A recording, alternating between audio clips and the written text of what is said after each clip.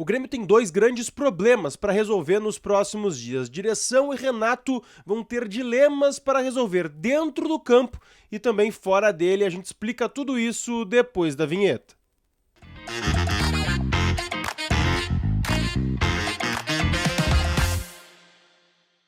Fala, gurizada, Eduardo Picão mais uma vez com vocês aqui no canal para a gente falar sobre dois problemas, dois dilemas estratégicos que Renato e direção gremista vão ter aí nas próximas semanas para definir algumas coisas em relação aos confrontos dos campeonatos de mata-mata que o Grêmio vai ter aí pela frente contra Corinthians e também Fluminense. Então são problemas que terão que ser resolvidos através de algumas estratégias e logísticas que o Grêmio vai ter que montar internamente. Algumas coisas vão ter que começar a ser repensadas dentro do clube em relação a isso também, mas antes eu já peço que tu deixe teu like, te inscreva no canal e ative as notificações aqui para não perder nada. Vamos começar falando sobre o primeiro problema deles, que é a questão da casa do Grêmio para o jogo contra o Corinthians na Copa do Brasil. O Grêmio ainda não tem definido um lugar para jogar a partida de volta contra o Corinthians na Copa do Brasil no dia 7 de agosto.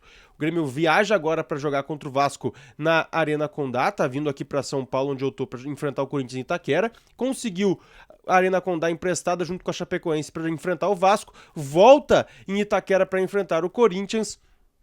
Aí tem mais um jogo fora de casa pelo Campeonato Brasileiro e aí depois sim teria que achar um lugar para jogar contra o Corinthians pela Copa do Brasil. E esse tem sido um problema que o Grêmio tem enfrentado, tá? Nos bastidores se fala muito que um dos problemas para o Grêmio não conseguir lugares para jogar tem sido a divisão das ligas brasileiras. Os times da Liga Forte União não estão ajudando os times da Libra, principalmente o Grêmio tem sido grande prejudicado nesse sentido. As negativas que o Grêmio tem recebido de estádios para serem emprestados, incluindo lá o Beira-Rio que o Grêmio pediu, tem sim muita relação com a Liga Forte União e também com a Libra. E aí o Grêmio está tendo esse problema.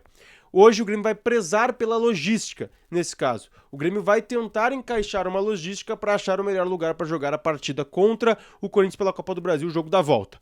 Hoje, se fosse hoje a decisão, esse jogo seria no Couto Pereira, pela proximidade com o jogo contra o Fluminense, também por uma competição de mata-mata. O Grêmio deve sim jogar contra o Fluminense pela Copa Libertadores, lá no dia 13 de agosto, jogo de ida da competição pelas oitavas de final. Mas tem sido um dos grandes problemas do Grêmio e a direção vai ter que resolver isso e encontrar alternativas dentro do futebol brasileiro para poder mandar seus jogos, já que ninguém da Liga Forte União tem favorecido e os times da Libra não estão conseguindo também nenhum tipo de logística para ajudar o Grêmio nesse sentido. O Grêmio está sendo muito prejudicado e aquele discurso todo que foi praticado em relação ao retorno do futebol brasileiro antes das enchentes não está sendo colocado em prática pelos times brasileiros. A gente aguarda aí algum posicionamento do Grêmio para também confirmar o lugar que deve ser esse jogo. O outro ponto que a gente tem que tratar aqui é em relação aos inscritos na Libertadores, os novos reforços que poderão ser inscritos. O Grêmio vai ter que tomar uma decisão muito difícil nesse sentido. Isso porque lá quando o Grêmio fez a inscrição para a primeira fase da Libertadores, o Tricolor inscreveu 48 nomes. A gente até falou na live do César que teria a possibilidade de inscrever 7, mas depois de dar uma pesquisada no regulamento, conversar com algumas pessoas do Grêmio, o Grêmio não, pode fazer 5 trocas. 5 trocas dentro dos 48 nomes e o Grêmio vai ter 48 inscritos até o final da Copa Libertadores. Então, dos 8 novos reforços, 3 vão ficar de fora. Então a gente está falando aí de Rafael Cabral, Edenilson, Gemerson, Rodrigo Caio, Aravena, Monsalve, Arezzo e Bright White. 8 reforços e 3 vão ficar de fora da lista. Os 5 que vão ser substituídos são 5 jogadores que já saíram do Grêmio.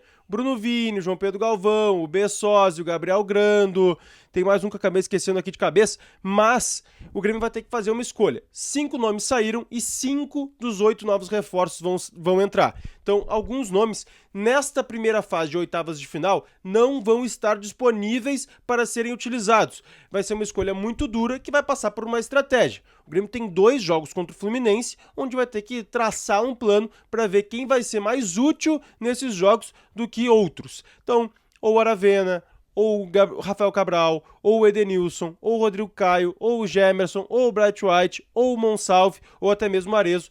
3 desses não vão estar disponíveis para jogar Libertadores, que é um problema que o Grêmio vai ter aí até a fase de oitavas. Nas quartas, mais nomes podem ser inscritos e aí sim todos ficariam à disposição. Claro, vai ser uma estratégia muito difícil que você vai ter que ser tomada por Renato Portaluppi e sua comissão. Muita gente fala, por que não tira um outro jogador, por exemplo, Natan Pescador, ou um jogador da base, para colocar mais gente? Porque não é permitido pela regra. Apenas 5 trocas nessa fase são permitidas. Então é uma escolha muito dura aí que a comissão de Renato vai ter que fazer.